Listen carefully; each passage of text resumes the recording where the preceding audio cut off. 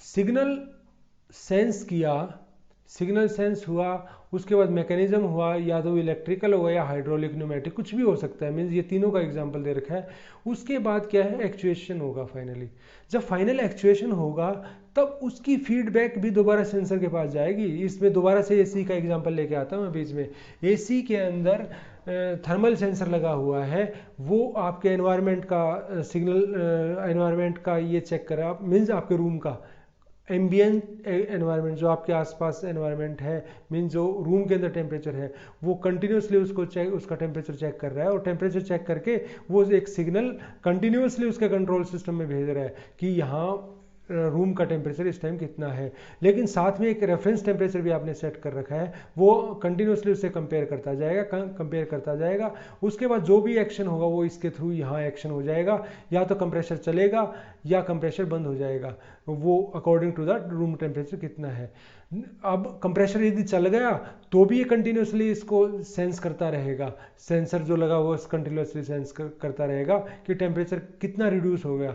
या कंप्रेशर बंद हो गया तब भी ये इसको कंटिन्यूसली चेक करता रहेगा सेंसर कि कंप्रेशर तो बंद है, क्या टेम्परेचर दोबारा से इंक्रीज होना स्टार्ट हो गया, क्या टेम्परेचर इंक्रीज होना स्टार्ट हो, कंटिन्यूसली इसको चेक करता रहेगा। जैसे ही वो इंक्रीज होना स्टार्ट होगा तो दोबारा से कंप्रेशर ऑन हो जाएगा। तो इसलिए ये मैं कहता हूँ, ये आप समझ लीजिए कि जो आपका एक्चुएटर बेस या जो भी स्मार्ट सिस्टम है उसका क्लोज्ड होना बहुत ज़रूरी है, कि वो क्लोज्ड होगा। क्लोज्ड का मतलब फीडबैक, क्लोज का मतलब ये नहीं है कि आपने एक बॉक्स लिया उसका ढक्कन बंद कर दिया तो क्लोज हो गया, ऐसा नहीं है। क्लोज का मतलब है कि उसको फीडबैक होना जरूरी है सिस्टम में। यदि फीडबैक नहीं होगा तो कंट्रोल्ड सिस्टम है ही नहीं, वो कंट्रोलिंग है ही नहीं आपके पास उसकी, तो कंट्रोल्ड होना जरूरी है उसका। ठीक है, कंट्रोल्ड आप कई तरीके से बोल सकते हो, आप खुद देख के भी वो चीज़ें ऑन ऑफ कर सकते हो।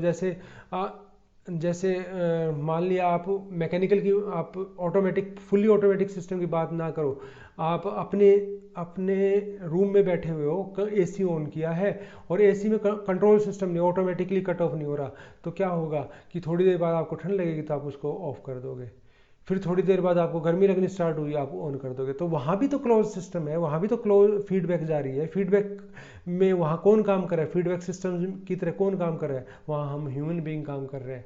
ठीक है, जब उसको हमने सेंसर और एक्चुएटर बेस पे बना दिया तो वो काम करेगा वहाँ पे, लेकिन फीडबैक तो जाएगी ना। आप गाड़ी चला रहे हो तब भी फीडबैक जारी है, कहाँ, आपकी आइज़ से। ठीक है, और जब आप एरोप्लेन चला रहे हैं तब भी वो फीडबैक जा रही है। कोई भी काम आप कर रहे हैं फीडबैक तो जा ही रही है। ठीक है, कुछ फीडबैक है जो सेंसर अपने आप दे रहे हैं, सेंसर्स दे रहे हैं, कुछ फीडबैक है जो ह्यूमन, कई बार सेंसर इतने इंटेलिजेंट नहीं होते कि वो ह्यूमन की तरह डिसीजन ले सके, तब वहाँ पर ह्यूमन इंटेलिजेंस ही काम आती है, तब हमारी सेंसेस काम आती हैं, तब हमारी सेंसेस के ऊपर बेस करके हम डिसीजन लेते हैं। और उसके बाद क्या है कि फाइनल एक्चुअलाइजेशन होती है एक्चुएटर्स के थ्रू। उसके बाद क्या है, एक्चुएटर्स रोटरी और लीनियर दोनों टाइप के हो सकते हैं, इलेक्ट्रिक, हाइड्रोलिक, न्यूमेटिक भी हो सकते हैं, और भी हो सकते हैं, वो हम आगे पढ़ेंगे। तो इसमें क्या है कि एसी और डीसी मोटर्स हैं, और सर्वो मोटर है या स्टेपर मोटर है। ये कुछ मोटर्स मैंने बोली, मोटर्स तो इलेक्ट्रिकल टाइप हो गई। उसके बाद हाइड्रोलिक है और न्यूमेटिक है, उसके एग्जांपल जो हम आगे करेंगे। लीनियर एक्चुएटर्स क्या होते हैं, लीनियर एक्चुएटर्स वो होते हैं जो लीनियर मोशन देते हैं आउटपुट में। उनको कोई भी सिग्नल मिला, उनको चाहे हाइड्रोलिक सिग्नल मिला, उनको चाहे न्यूमेटिक सिग्नल मिला, चाहे उनको न्यूमेटिक और इलेक्ट्रिकल सिग्नल मिला, चाहे कोई भी सिग्नल मिला, उन्होंने आउटपुट में क्या दिया, लीनियर मोशन दी। लीनियर मोशन आप बड़े आराम से देख सकते हो अपने इसमें जो आपका प्रिंटर होता है इसमें बड़े इजीली देख सकते हो। शायद आप लोगों ने किसी ने डॉट मैट्रिक्स प्रिंटर ना देखा हो, इंकजेट प्रिंटर तो आप भी इजीली देख सकते हो। इंकजेट प्रिंटर के अंदर क्या है कि वो एक मीन्स जहाँ पर प्रिंटर का मार्क होता है, जो जहाँ से वो प्रिंटिंग देता है वो मूव करता रहता है, लेफ्ट राइट लेफ्ट राइट, तो वो क्या है, लीनियर मोशन है, वहाँ पे लीनियर एक्चुएटर है वो। ठीक है, ऐसी लेज़र के अंदर वो पूरा बंद रहता है, वो कंटिन्यूसली उसमें से निकलता है, उसके अंदर आपको मूवमेंट दिखाई नहीं देती, लेकिन इंकजेट में आप देख पाओगे ये चीज़। ठीक है, जब आप कोई कलर्ड प्रिंट निकलवाने जा रहे हो तो वहाँ जनरली इंकजेट प्रिंटर होते हैं, वहाँ आप ये चीज़ देख पाओगे। सो उसके और भी एग्जांपल दिया है, जैसे डिस्क ड्राइव के अंदर है या वाल्व्स के अंदर है, डैम्पर्स के अंदर है, तो वहाँ आप लीनियर मोशन देख पाते हो। ये एक्चुएटर और दिए गए हैं, लीनियर एक्चुएटर हाइड्रोलिक, न्यूमेटिक और मैकेनिकल, ये तीनों टाइप के हो सकते हैं। उसके बाद क्या है कि एक्चुएटर्स की डिज़ाइन कंसिडरेशन क्या है, कि डिज़ाइन करते हुए क्या चीज़ और ध्यान रखनी चाहिए। कुछ चीज़ें तो मैंने आपको पहले बताई थी, वो बड़ी टेक्निकल चीज़ें थी। अब कुछ और चीज़ें हैं कि उसका डिज़ाइन बड़ा सिंपल होना चाहिए, ठीक है। Large range of force displacement, fine motor control, ये चीज़ें भी होनी चाहिए। कि मीन्स ऐसा नहीं है कि आपने थोड़ी सी रेंज का बना दिया, आपने ये कहा कि 1 to 2 न्यूटन फोर्स तक का ये है, नहीं, इसको थोड़ी वाइड रेंज बनाइए सो दैट उसका यूटिलिटी बढ़ सके। आपको पता होगा कि जब भी कोई लार्ज स्केल पे प्रोडक्शन होती है तब उसकी कॉस्ट कम, पर यूनिट कॉस्ट कम आती है। तो जितना आप लार्ज स्केल का बनाओगे तो उसमें पर यूनिट कॉस्ट कम आएगी, क्योंकि उसका डिमांड ज़्यादा होगी, ज़्यादा एप्लीकेशंस के लिए वो डिमांडेड होगा, तो इसलिए उसके पर यूनिट कॉस्ट उसमें कम आ जाएगी। थोड़ा उसकी कोशिश कीजिए, रेंज रखिए। उसके बाद है fast response time. Response time उसका फास्ट होना चाहिए, मीन्स जब मैं इलेक्ट्रिकल सिग्नल दूं उसके कोरस्पॉन्डिंग उसी टाइम उसकी मूवमेंट होनी चाहिए। ऐसा नहीं है सिग्नल अब दिया और उसकी 2 सेकंड के बाद मूवमेंट हो रही है, ऐसा नहीं है। लाइट वेट होना चाहिए, हैवी नहीं हो बहुत ज़्यादा, और low energy input. Energy consumption उसकी लो होनी चाहिए। ज़्यादा एनर्जी कंजम्पशन का मतलब क्या है, आपकी इलेक्ट्रिसिटी ज़्यादा कंज्यूम हो रही है। एक्चुएटर के मोशन के टाइप पे आप इसको कैटेगराइज कर सकते हो, या मीडियम के टाइप पे कैटेगराइज कर सकते हो। और भी कैटेगरी है इसकी, न्यूमेटिक, इलेक्ट्रिकल और हाइड्रोलिक तो मैंने लिख ही दिया। और भी है, इलेक्ट्रोमैग्नेटिक टाइप का है, और क्या है, मैकेनिकल टाइप का है, तो वो हम आगे देखेंगे। न्यूमेटिक, हाइड्रोलिक, मैकेनिकल, इलेक्ट्रोमैग्नेटिक और इलेक्ट्रिकल, जनरली हम इन दोनों को एक ही ले लेते हैं, क्योंकि यूज़ तो इन दोनों में इलेक्ट्रिकल सिग्नल ही हो रहा है ना, ठीक है। और थर्मल और मैग्नेटिक एक्चुएटर, और पीजो इलेक्ट्रिक, और EAP, electro active polymer actuator, ये भी हम आगे पढ़ेंगे। इतने टाइप के एक्चुएटर्स होते हैं। ये प्रिंसिपल बेस पे हो गए, ये इसके बेस पे हो, टाइप ऑफ मीडियम के बेस पे हो गए। अब मैं टाइप ऑफ मोशन के बेस पर देखूं तो लीनियर एक्चुएटर और रोटरी एक्चुएटर। लीनियर के अंदर क्या आता है, सोलेनॉइड आता है, और इसके अंदर क्या आता है, मोटर्स आ जाती है। रोटरी के अंदर मोटर आ जाती है। तो थोड़ा और आगे बढ़ता हूँ इसमें। तो मेन जो हम यूज़ करेंगे वो इलेक्ट्रिकल, न्यूमेटिक और हाइड्रोलिक ही पढ़ेंगे, कुछ थोड़ा बहुत मैकेनिकल के बारे में पढ़ेंगे। तो इलेक्ट्रिक जो होते हैं उसमें इलेक्ट्रिक मोटर्स आ जाती है। मोटर फिर 3 टाइप्स की हम पढ़ेंगे, DC servo motor, AC motor और स्टेपर मोटर। उसके बाद इलेक्ट्रिकल टाइप में ही सोलेनॉइड्स आते हैं। सोलेनॉइड लीनियर मोशन में होता है, ये सारी रोटेटिंग मोशन में होती है, रोटरी मोशन में होती है। हाइड्रोलिक एक्चुएटर में क्या होता है कि यहाँ तो हम क्या है कि एक कंट्रोल सिग्नल आएगा, और उसके बाद कंट्रोल सिग्नल तो हमारा सिर्फ एक इशारे के लिए यूज़ होगा, जस्ट कि करना क्या है। उसके बाद जो मेन पावर हम कहाँ से ले रहे हैं, इलेक्ट्रिकल सिग्नल से। यहाँ हाइड्रोलिक एक्चुएटर के अंदर क्या होगा, एक इशारा तो हो सकता है इलेक्ट्रिकल सिग्नल से ही आए, लेकिन जो मेन पावर है, मेन पावर कौन दे रहा है, मेन पावर हाइड्रोलिक सिस्टम देगा। इसमें मेन पावर कौन देगा, हाइड्रोलिक सिस्टम। और उसके बाद यहाँ क्या है, न्यूमेटिक एक्चुएटर। इसके अंदर मेन पावर कहाँ से मिलेगी, कंप्रेस्ड एयर से मिलेगी। हाइड्रोलिक एक्चुएटर का मैं एग्जांपल दे देता हूँ। आप जैक यूज़ करते हो गाड़ी के लिए, हाइड्रोलिक जैक यूज़ करते हो, वो क्या है, हाइड्रोलिक एक्चुएटर ही है। आप उसको कोई सिग्नल दे रहे हो, कोई प्रेशर डाल रहे हो, और उसके बाद उसको कन्वर्ट कर रहा है, उसको मोमेंट दे रहा है उसको। कौन सी मोमेंट दे रहा है, हाइड्रोलिक, मीन्स अप और डाउन मोमेंट दे रहा है। ये तो चलो आप हाथ से मूव करते हो। आप गाड़ी का कभी वो गैरेज में लेके गए हो, और वहाँ कई बार हाइड्रोलिक जैक से उसको ऊपर उठा दिया जाता है। हाइड्रोलिक जैक वहाँ क्या मैनुअल नहीं होता, वहाँ हाइड्रोलिक जैक की एक ह्यूमन बीइंग उसको मूव कर रहा है, रोटेट कर रहा है, तब वो ऊपर उठ रहा है, ऐसा नहीं होता। वहाँ क्या होता है कि वो एक इलेक्ट्रिक बटन प्रेस करेंगे, और उस बटन प्रेस करने से इलेक्ट्रिकल सिग्नल जाता है, और वो हाइड्रोलिक जो प्रेशर है उसको एक्चुएट करता है। हाइड्रोलिक प्रेशर को मीन्स ट्रिगर करता है, आप ये कह सकते हो। वो ट्रिगर होके फिर क्या होगा कि अल्टीमेटली तो जो काम करेगा वो हाइड्रोलिक फोर्स ही काम करेगी, वो गाड़ी को ऊपर उठा देती है। इलेक्ट्रिक एक्चुएटर के अंदर फिर जैसे हम सोलेनॉइड की बात करते हैं या इलेक्ट्रिक मोटर्स की बात करते हैं, ये मोटर्स आ गई, तो इलेक्ट्रिक एक्चुएटर के अंदर क्या होता है, इलेक्ट्रिक मोटर हो सकती है, स्पीड रिड्यूसर होगा, ठीक है, या पोजीशन लिमिट मैकेनिज्म होगा।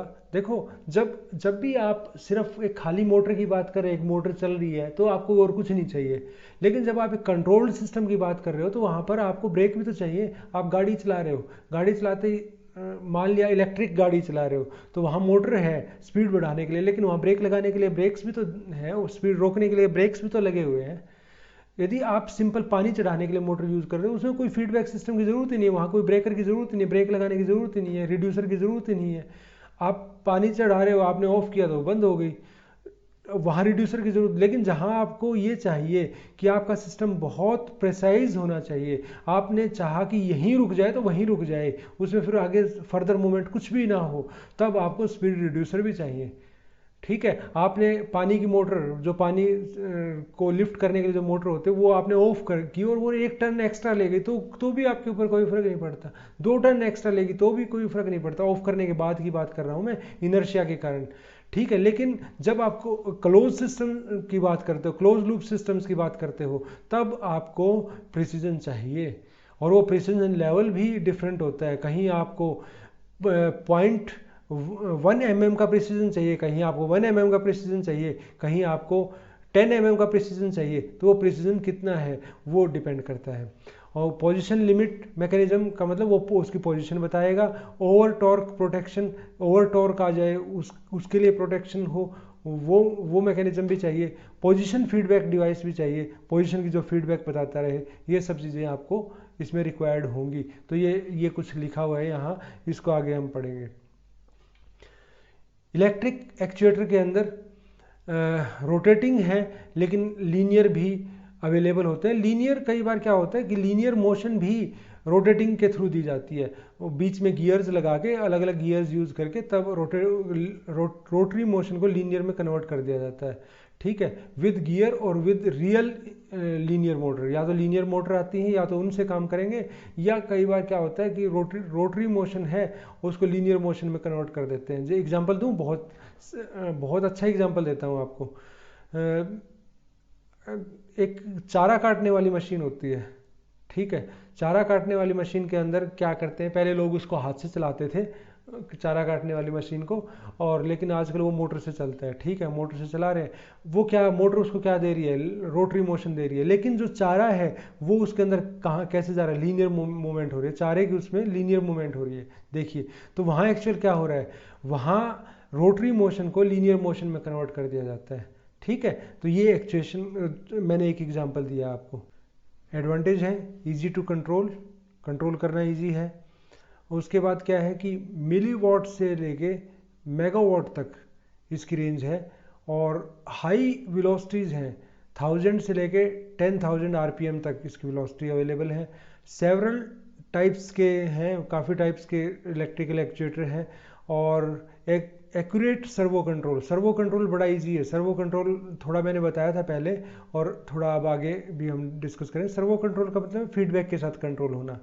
और ideal torque for driving means starting torque की मैं मेनली बात करूंगा। स्टार्टिंग टॉर्क इसमें बहुत आइडियल है, स्टार्टिंग टॉर्क बहुत ज़्यादा चाहिए किसी भी एक्चुएटर को, रोटरी हो चाहे लीनियर हो, स्टार्टिंग टॉर्क ज़्यादा चाहिए। आपने देखा होगा जब आप गाड़ी चलाना शुरू करते हैं तब आपको उसकी टॉर्क ज़्यादा चाहिए, उस टाइम आप फोर्स ज़्यादा लगानी पड़ती है, तो स्मॉल गियर में चलाते हो आप उस टाइम। एक्सीलेंट एफिशिएंसी बहुत अच्छी है इसकी। इलेक्ट्रिकल एक्चुएटर के टाइप्स कुछ हमने पहले पढ़े, कुछ अब ये हैं।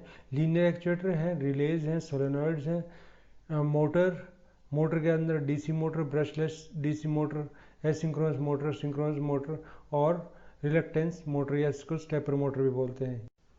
In the electric actuators most common is electric Motors. तो इलेक्ट्रिक मोटर्स क्या काम आता है, मोबिलिटी देते हैं, टॉर्क प्रोवाइड करता है, और रोटेशनल मोशन देता है। मीन्स जहाँ आपको इलेक्ट्रिकल सिग्नल को रोटेशनल मोशन में कन्वर्ट करना हो वहाँ हम इलेक्ट्रिक मोटर यूज़ करते हैं। फर्दर ये रोटेशनल मोशन को सम गियर्स का यूज़ करके, किसी गियर का यूज़ करके लीनियर मोशन में कन्वर्ट किया जा सकता है, जैसा कि मैं पहले बता चुका हूँ। तो फिजिकल प्रिंसिपल क्या होता है इलेक्ट्रिक मोटर का काम करने का, कि जब भी किसी कंडक्टर से करंट कंडक्टिंग वायर को इलेक्ट्रिक फील्ड में रखा जाता है तो उसके ऊपर एक फोर्स लगती है, वो फोर्स उसको रोटेट करवाती है। क्लियर? एक मैग्नेटिक फील्ड के अंदर एक करंट कंडक्टिंग वायर को रख देते हैं, और जब करंट कंडक्टिंग वायर को किसी मैग्नेटिक फील्ड के अंदर रखा जाता है तो उसके ऊपर एक फोर्स एक्सपीरियंस होती है और वो फोर्स उसको रोटेट करती है। ये इसका सिंपल सा प्रिंसिपल है। नेक्स्ट है components of an electric motor. Electric motor के कंपोनेंट्स क्या हैं? सबसे पहले तो उसके अंदर एक स्टेटर होता है, फिर एक रोटर होता है, बस ये मेन चीज़ ये है, और बाकी दो चीज़ फिर मैं और आगे बताऊंगा। स्टेटर और रोटर ये दो चीज़ मेन है। स्टेटर के अंदर क्या है कि फील्ड होता है, नॉर्थ पोल और साउथ पोल फील्ड होते हैं, और जो मोस्ट बल्कि पार्ट होता है जो मोटर का वो यही होता है। ये आउटसाइड पोर्शन जो होता है मोटर का उसको कवर करता है, वो उसके अंदर क्या होता है? स्टेटर होता है। स्टेटर मतलब जो रोटेट नहीं करता। दूसरा होता है रोटर। रोटर के अंदर क्या होता है कि आर्मेचर बोलते हैं इसको, रोटर को, और आर्मेचर के अंदर क्या है कि वाइंडिंग होती है। उस वाइंडिंग के अंदर हम करंट फ्लो जो करवाते हैं, तो जब वो उस स्टेटर के मैग्नेटिक फील्ड के अंदर के इफेक्ट में आता है तो उसके अंदर क्या होगा, एक फोर्स लगेगी और वो फोर्स उसको रोटेट करना स्टार्ट करेगी। यहाँ ये ध्यान देना कि जो स्टेटर है, जो मैग्नेटिक फील्ड है, वो परमानेंट मैग्नेट से भी हो सकता है और वो इलेक्ट्रिक मैग्नेट से भी हो सकता है। दोनों तरीके से होता है, दोनों मेथड्स में यूज़ करते हैं। नेक्स्ट है कम्यूटेटर। जब हम डीसी मोटर्स की बात करते हैं तो वहाँ कम्यूटेटर यूज़ करते हैं। जब हम एसी मोटर की बात करते हैं वहाँ स्लिप रिंग यूज़ करते हैं। इंडक्शन मोटर की बात करते हैं, एसी इंडक्शन मोटर्स की बात करते हैं वहाँ स्लिप रिंग यूज़ करते हैं। तो कम्यूटेटर्स का काम क्या है? कम्यूटेटर्स एक स्विच होते हैं एक्चुअली।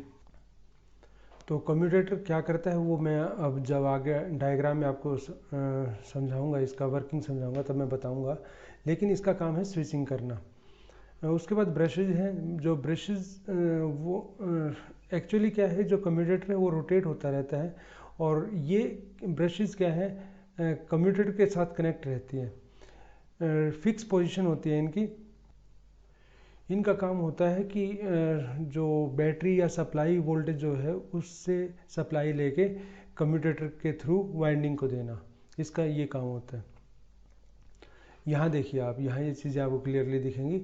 ये है कम्यूटेटर, देखो इसको कम्यूटेटर बोलते हैं। रोटेटिंग होता है, ये रोटेट करता है जैसे ये कम्यूटेटर है। यहाँ स्विचिंग होती है एक्चुअल में, ठीक है। ये नॉर्थ पोल और साउथ पोल है, ये वाइंडिंग है बीच में। अब यहाँ देखना आप ध्यान से, ये स्विच मैं ऑन मान लेता हूँ कि स्विच ऑन है। देखिए जब ये चीज़ यहाँ है तो देखिए ये पाथ ऐसे बनता है। ये जो ब्रश है, ये ब्रशेज हैं, देखो ये ब्रश की लोकेशन फिक्स होती है, लेकिन कम्यूटेटर रोटेट करता है, और ब्रश इस तरीके से होता है, इसमें स्प्रिंग होते हैं, इस तरीके से होता है कि वो हमेशा इसको टच करता है, हमेशा इसको टच करता है। पहले इसको टच करेगा, जब ये घूम जाएगा तो फिर इसको टच करेगा, फिर उसके बाद, ठीक है, ये ध्यान रखना। और इसके अंदर जनरली हम carbon brush, graphite brush use करते हैं, तो उसका काम ये होता है, एक तो वो कंडक्टर अच्छा होता है, साथ में उसका एक वर्क और भी होता है कि वो लुब्रिकेशन का काम करता है। मीन्स जब ये इसके साथ टच हो रहा है, इसका मतलब फ्रिक्शन तो होगा, फ्रिक्शन होगा तो मीन्स कोई ना कोई लुब्रिकेशन चाहिए। और यदि मैंने यहाँ ग्रीस लगा दिया तो वो तो फिर वो कंडक्ट नहीं करेगा, ठीक है। यदि मैंने ग्रीस लगा दिया तो कंडक्ट नहीं करेगा। तो इसलिए क्या है, यहाँ हम ये यूज़ करते हैं, ग्रेफाइट के ब्रशेज़ यूज़ करते हैं। और वो क्या करते हैं, ग्रेफाइट आपने देखा होगा, जो पेंसिल का जो लेड होता है, जिसको हम लेड बोलते हैं पेंसिल का, एक्चुअली में ग्रेफाइट ही होता है। उस ग्रेफाइट को आप देखो कितना सॉफ्ट होता है, स्मूथ होता है, ठीक है। वो तो उसमें लुब्रिकेशन होता है, मीन्स उसकी कैरेक्टर है ग्रेफाइट का ये कि वो चिकना होता है बहुत। तो जब ये यहाँ रोटेट करेगा तो इसमें लुब्रिकेशन रखेगा, ये इसको फ्रिक्शन कम रहेगी इसके अंदर, ठीक है। तो यहाँ देखिए जब ये इस तरीके की पोजीशन है तो ये इस तरह करंट फ्लो करेगा यहाँ से पॉजिटिव से नेगेटिव की साइड, और करंट ऐसे आ जाएगा। अब देखिए अब इस ब्रांच को ध्यान से देखिए, ये ब्रांच यहाँ है, इसमें करंट कैसे फ्लो कर रहा है, ऊपर की तरफ फ्लो कर रहा है। जब ये घूम के इधर आ जाएगी तो ये जो आर्मेचर है, ये सॉरी आर्मेचर नहीं, ये जो कम्यूटेटर का ये पार्ट है ये उस साइड हो जाएगा और ये इधर हो जाएगा। समझ रहे हो आप? ये उस ब्रश पे चला जाएगा और ये इस ब्रश पे आ जाएगा। अब देखिए अब करंट कैसे फ्लो करेगा, अब करंट जैसे फ्लो करेगा तो यहाँ से किस में जाएगा वो, जब ये कम्यूटेटर इधर आ जाएगा तो इस ब्रांच में जाएगा, ठीक है, इस ब्रांच में ऐसे ऐसे जाएगा, फिर ऐसे ऐसे फ्लो करेगा, ठीक है। तो फर्स्ट केस मैंने क्या बताया था कि ये करंट ऐसे फ्लो कर रहा था, और सेकंड केस मैंने क्या बताया कि ये करंट इस तरीके से फ्लो कर रहा है, ठीक है। देखिए मैं आपको यहाँ से समझाने की कोशिश करता हूँ। ये एक डायग्राम है किसका, मोटर का, डीसी मोटर का। ये मैंने बताया था ये कम्यूटेटर है, ठीक है। और यहाँ ये जो है, ये जो दिख रहा है ये ब्रशेज़ हैं, ये ब्रशेज़ हैं।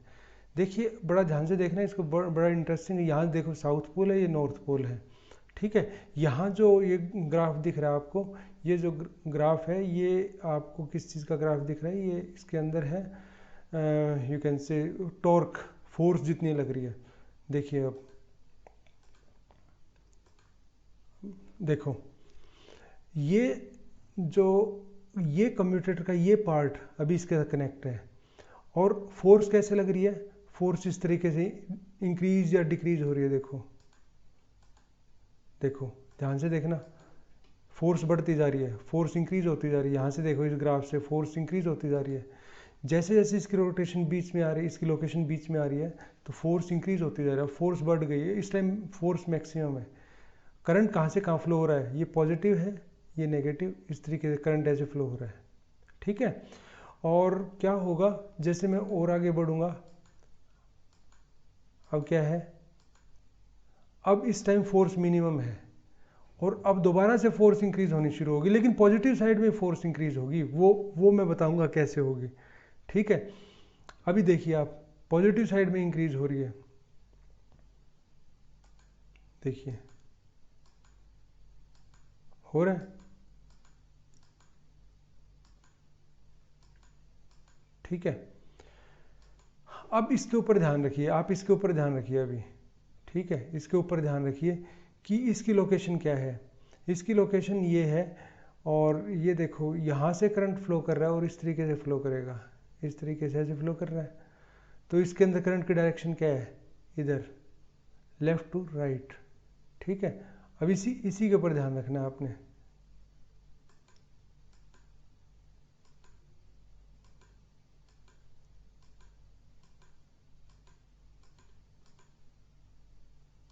अब ये इधर आ गया, इसी की बात कर रहा था ना मैं, ये इस साइड आ गया।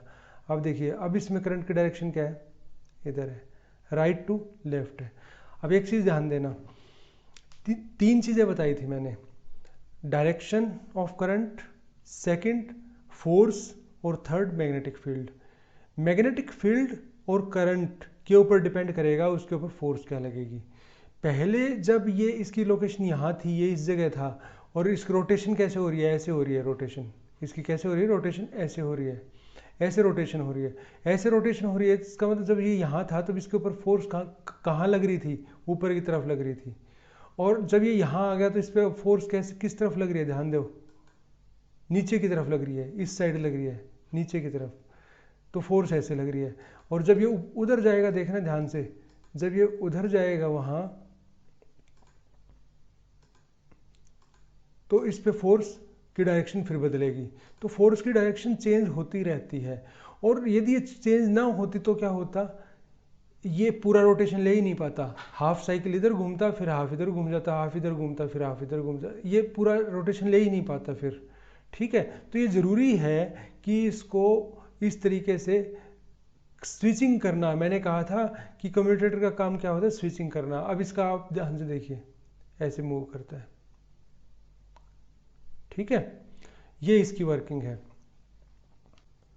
तो समझ आ गया आपको वर्किंग कैसे, अभी मैंने जो वर्किंग समझाई आपको समझ आ गया होगा कि ये रोटेट होता है बीच में, लेकिन इसमें फोर्स की डायरेक्शन बदलनी ज़रूरी है हमेशा, सॉरी करंट की डायरेक्शन बदलनी ज़रूरी है, क्योंकि करंट की डायरेक्शन बदलेगी तभी, यहाँ जब ये चीज़ यहाँ है तो इस पर ऊपर की तरफ फोर्स चाहिए हमें, जब ये यहाँ है तो हमें नीचे की तरफ चाहिए, मीन्स जो भी है, मतलब इसकी डायरेक्शन ऐसे माने तो इसके ऊपर फोर्स यहाँ अलग चाहिएगी, यहाँ अलग चाहिएगी, समझ रहे हो कि मतलब ये जैसे रोटेट कर रहा है तो जब ये चीज़ यहाँ है तो इसके ऊपर ऊपर की डायरेक्शन में फोर्स चाहिए, मीन्स ऐसे रोटेशन मानता हूँ तो एंटी क्लॉकवाइज मानता हूँ तो इस पर ऊपर की तरफ चाहिए, जब ये यहाँ आ जाएगा तो अब हमें नीचे की तरफ फोर्स चाहिए इसके ऊपर, ठीक है। और यदि क्लॉकवाइज डायरेक्शन माने तो इस जगह पे इसके ऊपर नीचे की तरफ फोर्स चाहिए, और जब ये यहाँ चला जाएगा तो ऊपर की तरफ चाहिए, तो ये फोर्स तो बदलती रहनी पड़ेगी। और फोर्स कब बदलेगी, करंट की डायरेक्शन तो सेम है, देखिए आप यहाँ करंट की डायरेक्शन सेम है, तो फोर्स कब बदलेगी, जब मैं यहाँ क्या होगा, यहाँ बैटरी सेम है, बैटरी की पोलैरिटी नहीं बदल रही बार बार, तो यहाँ जब ये सेम है तो ये हमें यहाँ से बदलना पड़ेगा। जब आप एसी की बात करते हैं तो वहाँ ये कम्यूटेटर यूज़ नहीं होते, वहाँ स्लिप रिंग यूज़ होते हैं, या वहाँ मैं वो भी थोड़ा बता देता हूँ, थोड़ा सा आपको हिंट दे देता हूँ कैसे चलता है वो। ये देखिए एसी मोटर दिखा रहा हूँ मैं, एसी मोटर कैसे वर्क करती है इसको देखिए, यहाँ देखिए ये दो स्लिप रिंग्स हैं, एक स्लिप रिंग ये है और एक स्लिप रिंग ये है, और ये ब्रशेज़ हैं।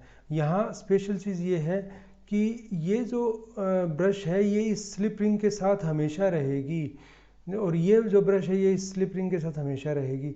और चलो ये तो वहाँ भी था कि एक ब्रश थी, दो ब्रश थी, लेकिन देखो वहाँ क्या था, जब मैं डीसी की बात कर रहा था कि वहाँ दो कम्यूटेटर के दो पार्ट थे, और उसके अंदर क्या है वो कम्यूटेटर ब्रश के साथ शिफ्ट हो रहा था, कभी ए कम्यूटेटर एक ब्रश के साथ आ रहा था, कभी बी कम्यूटेटर एक ब्रश के साथ आ रहा था। लेकिन यहाँ देखिए यहाँ ऐसा नहीं है, यहाँ एक स्लिप रिंग है तो वही हमेशा रहेगा, एक स्लिप रिंग ये यहाँ है तो यही हमेशा रहेगा।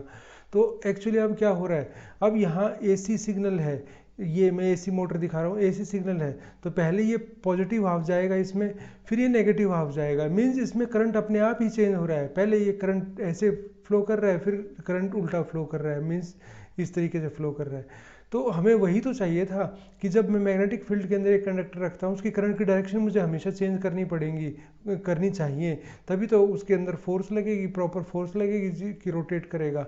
तो यहाँ ये काम नेचुरली हो रहा है कि एसी जब लगा रहा हूँ तो वो पहले करंट एक डायरेक्शन में, फिर करंट दूसरी डायरेक्शन में, ठीक है। ऐसा यहाँ नेचुरली हो रहा है, क्यों हो रहा है, क्योंकि एसी सिग्नल दे रहा हूँ इसलिए हो रहा है। वहाँ मैं डीसी सिग्नल दे रहा था तो वहाँ ऐसा नहीं हो रहा था कि वो चेंज करे, वहाँ मुझे चेंज करना पड़ रहा था कम्यूटेटर लगा के, समझिए इस चीज़ को।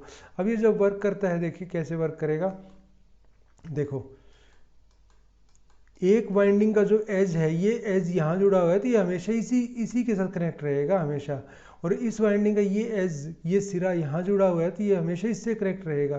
देखिए कोई चेंज नहीं आ रहा है, जबकि उसके अंदर आ रहा था वहाँ। मैं आपको दोबारा दिखा देता हूँ, मैं आपको दोबारा दिखा दूंगा, लेकिन पहले एक बार इसको देखिए, देखो डीसी भी हम देखेंगे, लेकिन अभी एक बार एसी को देखिए। तो जो एज इससे जुड़ा हुआ है वो इससे ही कनेक्ट रहेगा हमेशा, जो इससे कनेक्ट है वो हमेशा इसी से कनेक्ट रहेगा, ये इसकी वर्किंग है। देखिए मैं डीसी दोबारा दिखा देता हूँ आपको, ठीक है। यहाँ देखिए, यहाँ देखिए ये जब स्टेप आप कर रहे हो,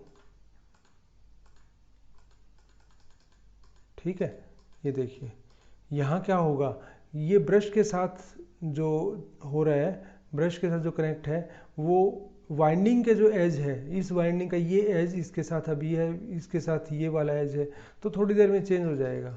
ये देखिए चेंज हो गया, ठीक है, इस तरीके से चलता है। बस ये यहाँ तक समझाना था मुझे, थोड़ा डिफरेंस बताने की कोशिश की मैंने एसी मोटर और डीसी मोटर के अंदर। अब नेक्स्ट स्लाइड पे चलते हैं। यहाँ ये चीज़ मैंने आपको डायग्राम से दिखाई दिया, उससे मूविंग डायग्राम से दिखा दिया, सिमुलेशन एनिमेशन से दिखा दिया, सॉरी।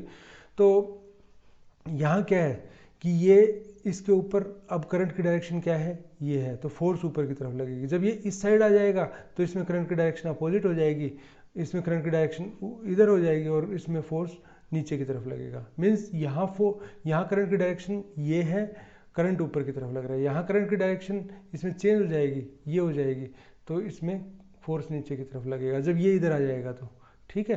तो इस तरीके से चलता रहेगा। ये यहाँ मैंने यही बता रखा है, जो जितना एक्सप्लेन मैंने इतनी देर में किया है कि क्लासिक डीसी मोटर के अंदर क्या होता है, रोटेटिंग आर्मेचर होता है electromagnet in the form of electromagnet, और रोटरी स्विच होता है जिसको कम्यूटेटर बोलते हैं। उसके से क्या होता है, करंट की डायरेक्शन चेंज होती रहती है, और उससे क्या है जो उसके ऊपर फोर्स लगती है वो भी चेंज होती रहती है, ठीक है। ये सभी यही एक्सप्लेन किया है और ये मैं ऑलरेडी आपको बता चुका हूँ। तो ये हुआ जो मोस्ट कॉमन इलेक्ट्रिकल एक्चुएटर है, जो मैंने बताया था कि मोटर्स होती हैं मोस्ट कॉमन, और मोटर तो कई टाइप की होती हैं, there are many type of motors, उनकी बात हम बाद में करेंगे। लेकिन जनरल मोटर कैसे वर्क करती है वो मैंने अभी बता दिया है।